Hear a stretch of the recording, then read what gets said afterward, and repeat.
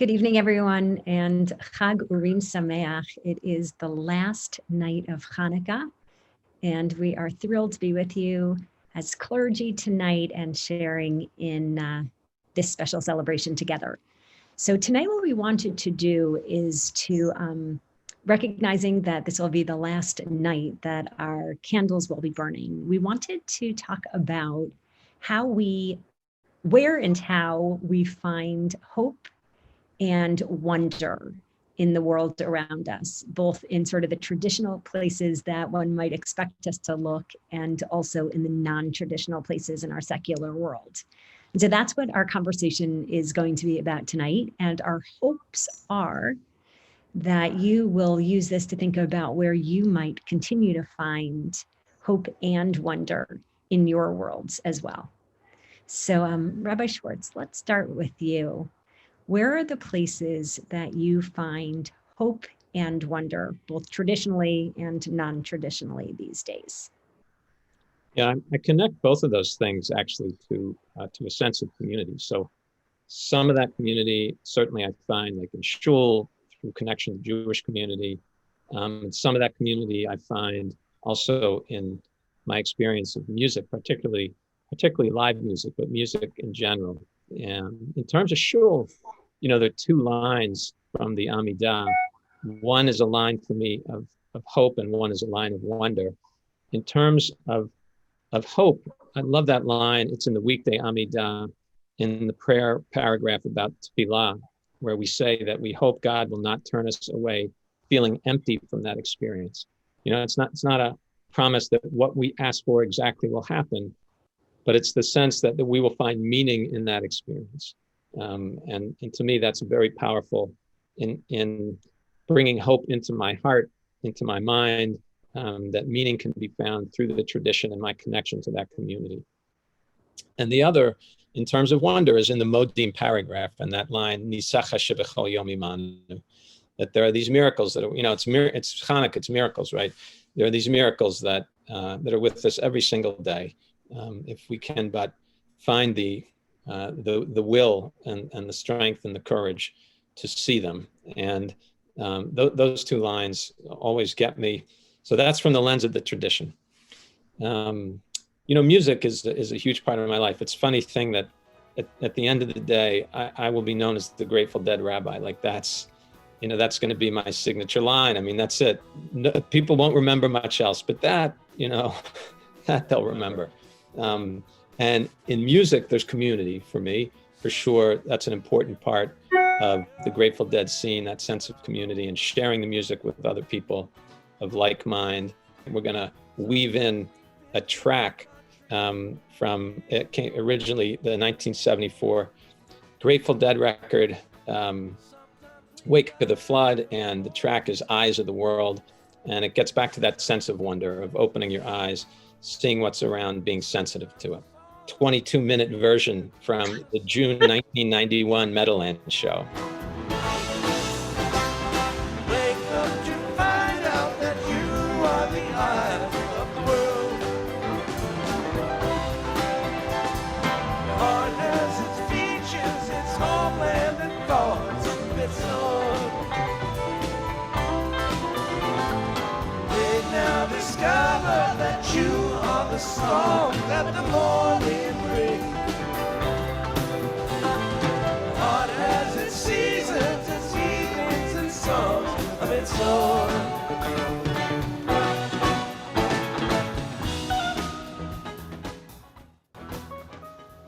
Well, so the chorus obviously stands out. Wake up to find out that you are the eyes of the world, and understood in different ways, but the sense that you have on the one hand the ability to see clearly, and on the other hand the responsibility to see clearly, and without the ability and the responsibility you can't find your way, but when you have both, then you can get yourself to a better place. Beautiful. Thanks, Rabbi Schwartz. Rabbi Ben Shalva, what about you? Where do you find hope in traditional sources and non-traditional ones?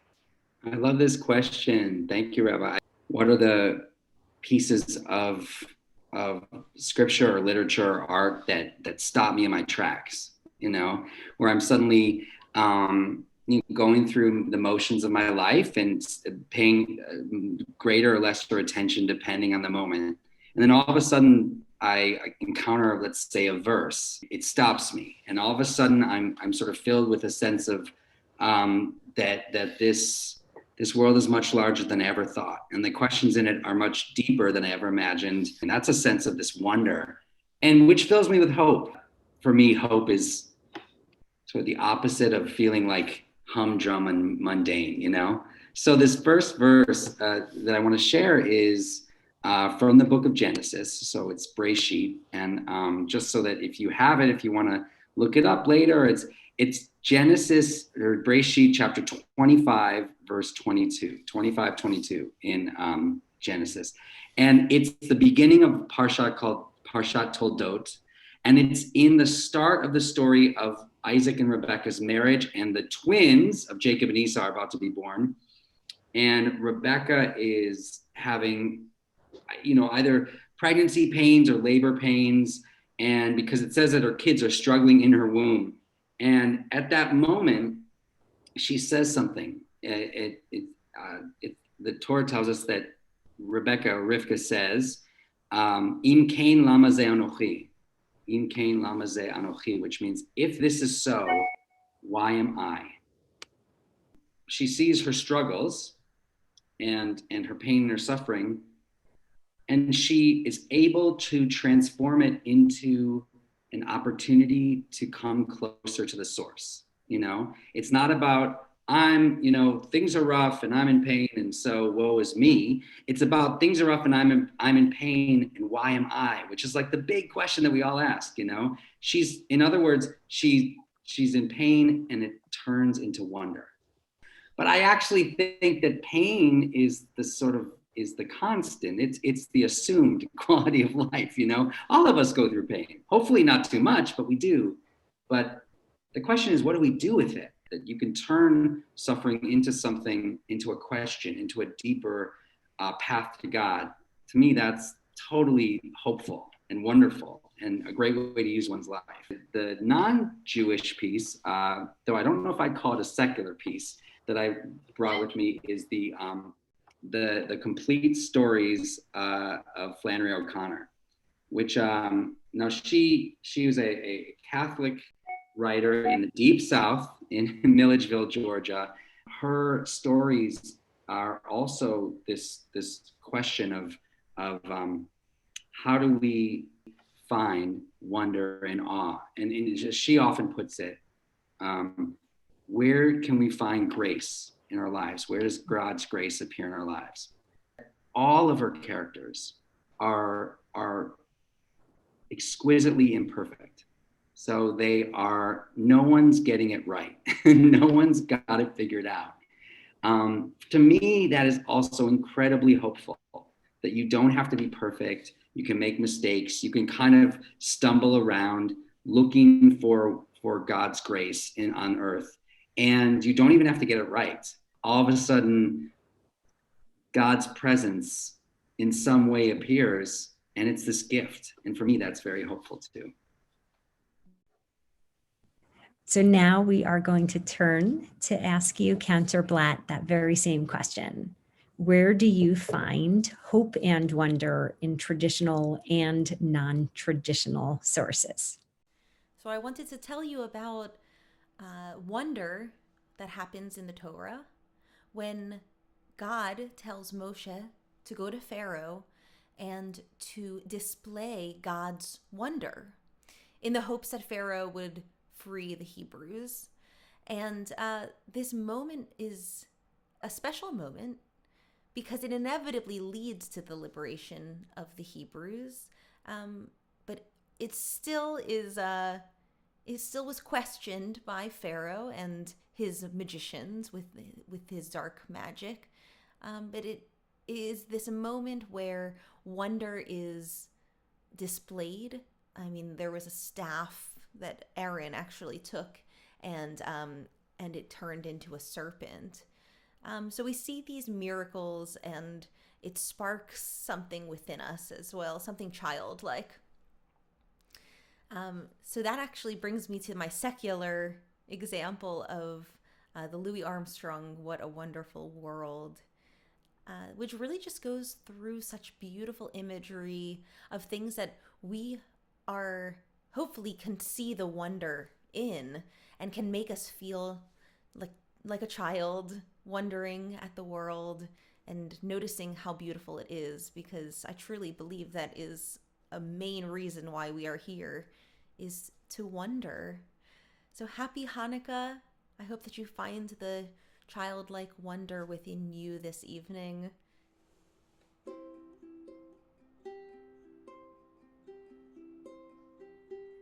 I see trees of green, red roses too.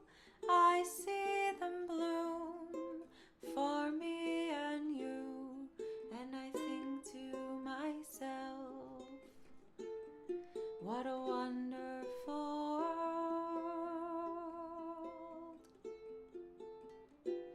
I see skies of blue and clouds of white, the bright blessed day and the dark sacred night, and I think to myself, what a wonderful world.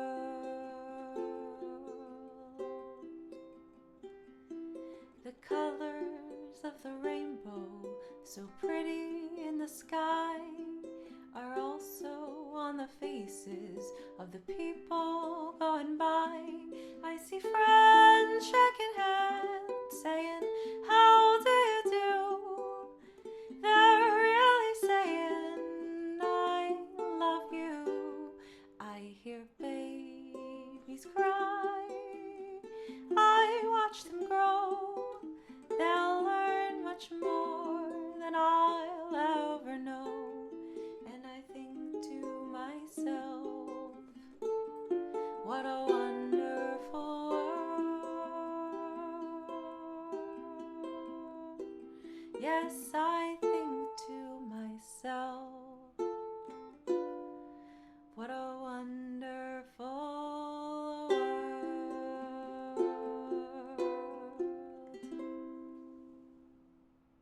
Been there for a little while now, but the Joseph story just constantly resonates with me. And the reason that I love the Joseph story, as you all know, is that it's really a story of descent and ascent.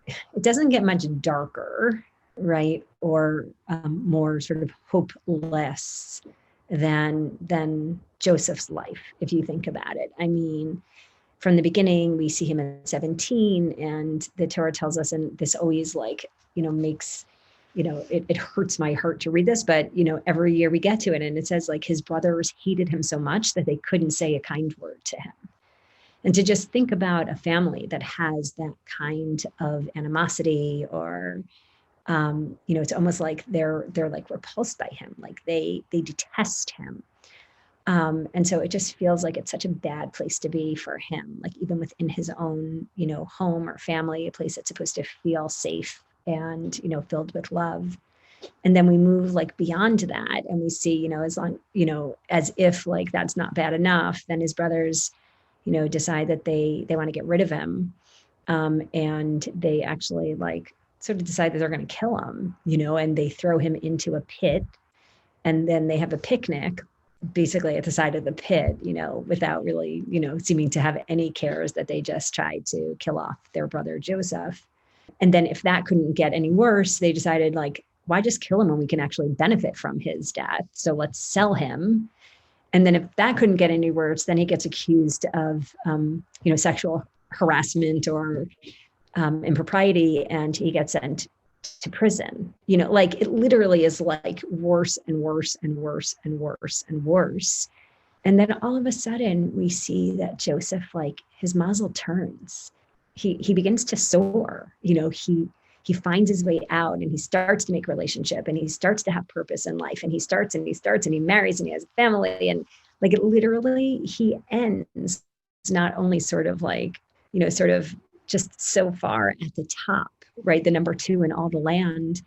But also he ends like with relationships with his family again, and a consistent and powerful relationship with God. And I just feel like Joseph's story, like for any of us that slip into, you know, a place of hopelessness, like just come back to Joseph. You know, he reminds us that like we find our way, you know, every descent, usually, you know, joy comes in the morning, you know, usually it's accompanied with an ascent. If you just hang in there long enough, like we make it back to the top. So that for me is like our traditional story.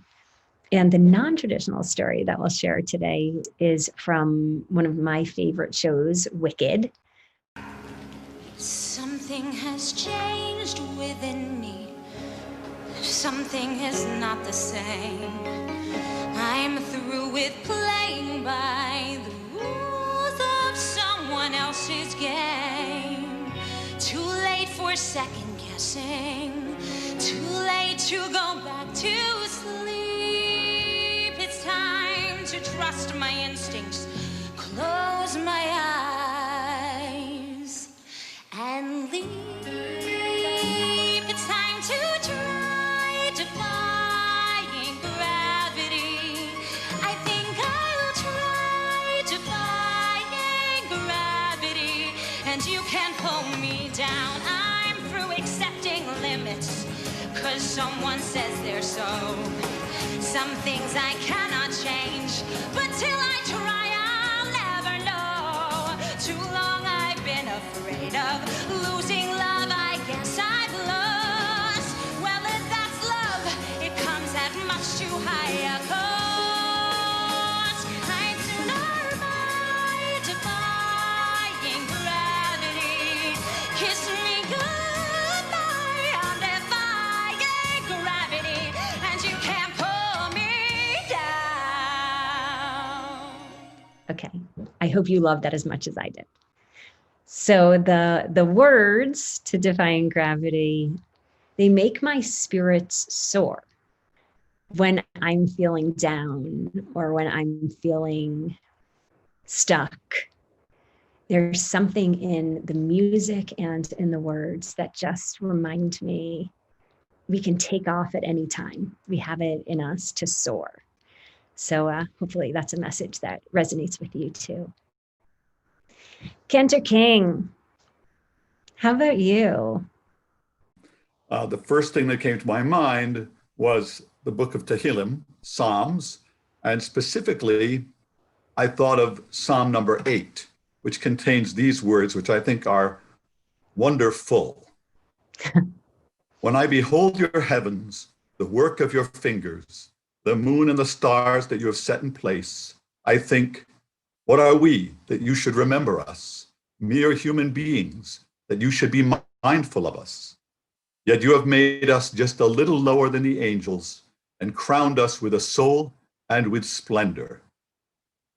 And what I take away from those words is that God, who is the creator of all things, shared with us the divine power of creation. Human beings can create things with our hands and with our minds as well. And what fills me with wonder as a cantor and as a musician is it's when I see a gift of creation, that gift of musical creation being celebrated and brought to life by other creative people. I see the wonder of God's gift to us in the works of the great composers. One of the greatest of those was Beethoven, who overcame an abusive and difficult childhood to create works of music that exceeded anything that came before him and arguably after as well.